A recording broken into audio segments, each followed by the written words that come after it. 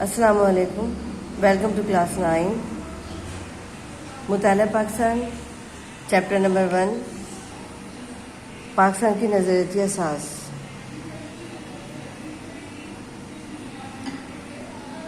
بسم اللہ الرحمن الرحیم.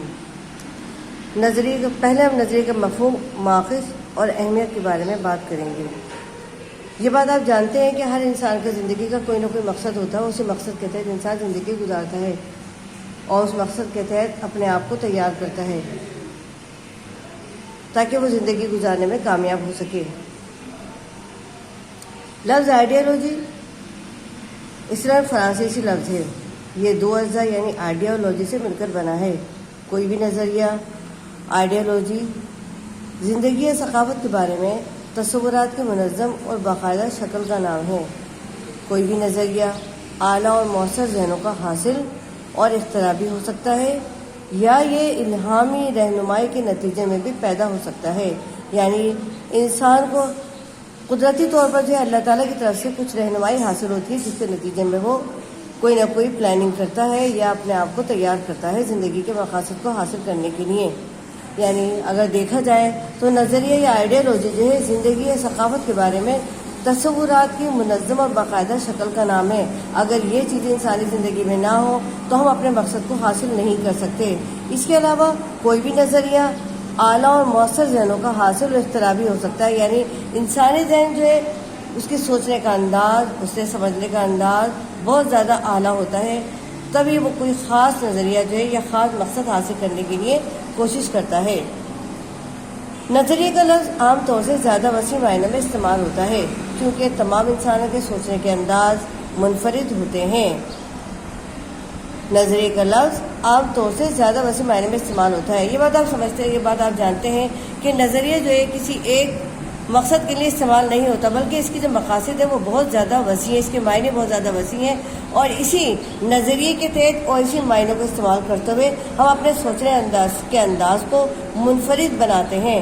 یعنی ہر انسان کے سوچنے کا انداز دوسرے سے مختلف ہوتا ہے، اسی لیے وہ اپنے انداز، افکار، خیالات دوسرے سے مختلف رکھتا ہے اور اسی کے تحت وہ زندگی گزارتا ہے. اس انسانی زندگی کا ایک ایسا نظام وجود میں آتا ہے جس کے لازمی اجزاء میں اعتقادات، نظریات اور حیات انسانی کے مقاصد شامل ہوتے ہیں. یعنی انسانی زندگی کا ایک ایسا نظام اس طرح وجود میں آتا ہے، اس طرح قائم ہوتا ہے، زندگی کا نظام ایسے چلتا ہے جس کے لازمی اجزاء جو ہیں، جس کے بغیر زندگی نہیں گزاری جاتی، جس کے اندر اعتقادات ہوتے ہیں، نظریات ہوتے ہیں اور حیات انسانی کے مقاصد ہوتے ہیں. یعنی ہم زندگی کا کوئی بھی مقاصد جو ہے وہ اعتقادات اور نظریات کے بغیر حاصل نہیں کر سکتے. یہ کسی بھی معاشرے کی ایک ایسی تسلیم شدہ شکل ہے جس میں اس کے افراد کے اعتقادات، رسم و رواج اور مذہبی رسوم مشترک ہوں. جبکہ دوسرے پیراگراف میں جو ہے دوسرے معاشرے کے مقابلے میں اسلامی معاشرہ اس طرح بالکل منفرد اور یکتا ہے. اب ہم بات کرتے ہیں اسلامی معاشرے کی. یہ بات آپ جانتے ہیں کہ اسلامی معاشرہ دنیا کے تمام نظاموں سے بالکل منفرد اور یکتا ہے. اس کے اندر جو خصوصیات شامل ہیں یا خصوصیات پائی جاتی ہے وہ کسی دوسرے معاشرے میں شامل نہیں ہے، کسی دوسرے معاشرے میں ہمیں نظر نہیں آتی. اسی لیے یہ منفرد اور یکتا ہے کیونکہ اس کا ماخذ، اس کے اصول اور نظریات قرآن مجید اور سنت سے حاصل کیے گئے ہیں. یعنی سب سے بیسک چیز کیا ہے؟ اس کا ماخذ جو ہے ہمارے پاس نظریات جو ہے قرآن مجید ہے اور سنت رسول صلی اللہ علیہ وسلم ہے. یعنی جو بیسک ہے انسانی زندگی کو گزارنے کے لیے قرآن مجید، جس کے اندر مکمل نظام حیات موجود ہے، اور اس کے تحت جو کچھ ہمیں نظام حیات کے لیے جو ہمیں خصوصیات یا ہمیں جو ہے اصول پائے جاتے ہیں یا جس کی ہمیں تفصیل چاہیے وہ ہمیں سنت رسول صلی اللہ علیہ وسلم سے حاصل ہوتی ہے، جس کے اندر تفصیل موجود ہے. اسلام ایک ایسا آفاقی دین و مکمل ضابطۂ حیات ہے، یعنی اس کے بغیر زندگی نہیں گزاری جا سکتی. یہ ہمیں مکمل زندگی کے گزارنے کے لیے ایک مکمل جو ہے ہمیں زندگی گزارنے کے لیے سوچ سمجھنے کی صلاحیت عطا کرتا ہے. اس کی تعلیمات رنگ اور نسل کے تمام امتیازات کو مٹا دیتی ہیں. اسلام ایک ایسا منفرد مذہب ہے جس کی تعلیمات جو ہے ہمیں نہ رنگ نسل کو ہمیں امتیاز میں لے کے آتی ہیں اور نہ ہی امتیازات کو مٹا دینے میں ہمیں جو ہے مدد دیتی ہیں، بلکہ وہ اسلامی کہتا ہے کہ رنگ و نسل کی انسانی زندگی میں کوئی اہمیت نہیں ہے. اسی کو مٹانے کے لیے وہ ہمیں جو ہے نظام حیات اسلام کے طور پر ہمیں مہیا کرتا ہے.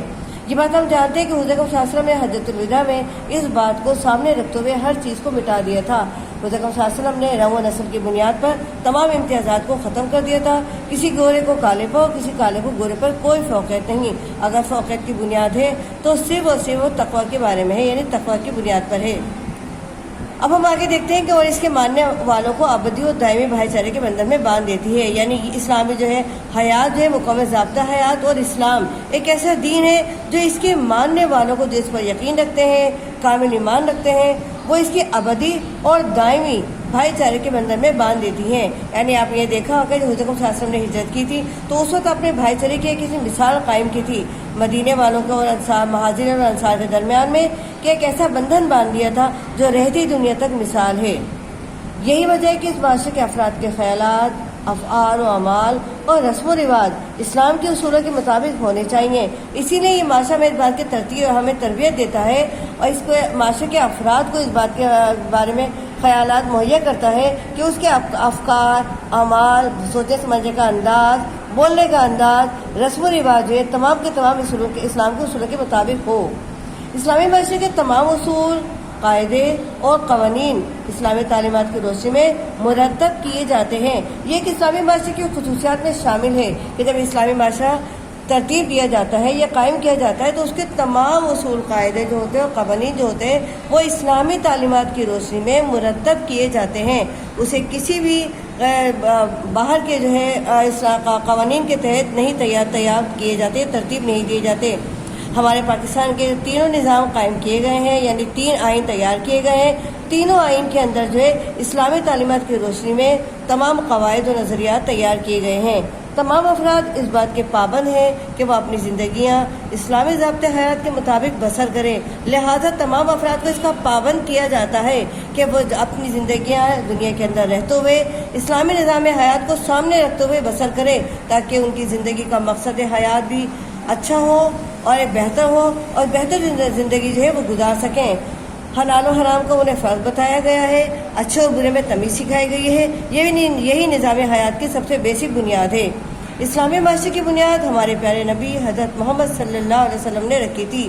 اس کا سب سے خاص جو مقصد ہمیں نظر آتا ہے اسلامی زندگی کا یا اسلامی معاشرے کا، یہ رکھنے والے جو ہیں وہ حضور اکرم صلی اللہ علیہ وسلم ہیں، جو اللہ کے آخری پیارے نبی ہیں، اللہ کے آخری پیغمبر ہیں اور ہمارے پیارے نبی صلی اللہ علیہ وسلم ہیں، جن کی قائم کردہ اسلامی معاشرے کی بنیاد میں کسی قسم کی کوئی غلط فہمی ہمیں نظر نہیں آتی، کوئی خامی ہمیں نظر نہیں آتی۔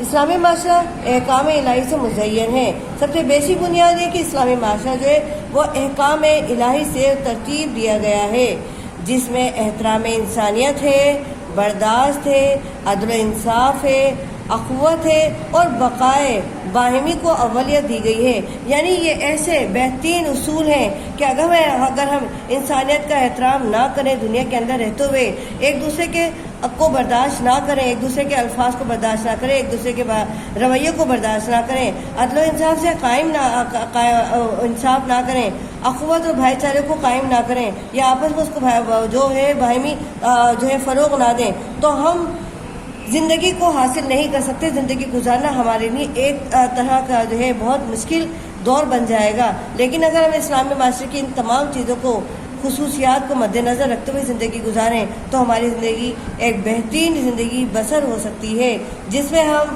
ایک دوسرے کا احترام کر سکتے ہیں، ایک دوسرے کے باتوں کو برداشت کر سکتے ہیں، نظر انداز کر سکتے ہیں۔ یہی زندگی کا بہترین اصول ہے۔ آپس میں عدل و انصاف کر سکتے ہیں تاکہ کسی کا کوئی معاشرہ جو ہے آپس میں عدم اختلافات کا توقع شکار نہ ہو، اخوت اور بھائی چارہ جو ہے قائم ہو۔ یہی ہمارے ملک کو بھی اس چیزوں کی ضرورت ہے اور یہ تمام چیزیں ہمارے ملک کے لیے ضروری ہیں۔